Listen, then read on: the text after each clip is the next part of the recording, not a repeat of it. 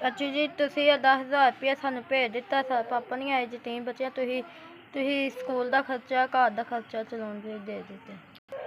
ਮੇਰੀ ਅੰਮੀ ਦਾ ਨਾਂ ਸ਼ਕੀਲਾ ਹੈ। ਜਿੰਨੇ ਵੀ ਪੈਸੇ ਖਿਲਾਏ ਅੱਲਾ ਮੀਆਂ ਤੁਹਾਨੂੰ ਤੰਦਰੁਸਤੀ ਦੇਵੇ। ਅੱਲਾ ਪਾਕ ਤੁਹਾਡੇ ਬੱਚਿਆਂ ਦੀ, ਮਾਂ ਪਿਓ ਦੀ, ਬੀਵੀ ਦੀ ਸਲਾਮਤ ਰੱਖੇ।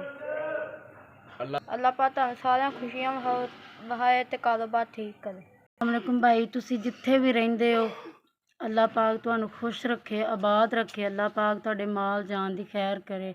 ਅੱਲਾ ਪਾਕ ਤੁਹਾਨੂੰ ਸਿਹਤ ਤੰਦਰੁਸਤੀ ਅਤਾ ਫਰਮਾਏ। ਅੱਲਾ ਪਾਕ ਲੰਬੀ ਜ਼ਿੰਦਗੀ ਅਤਾ ਫਰਮਾਏ।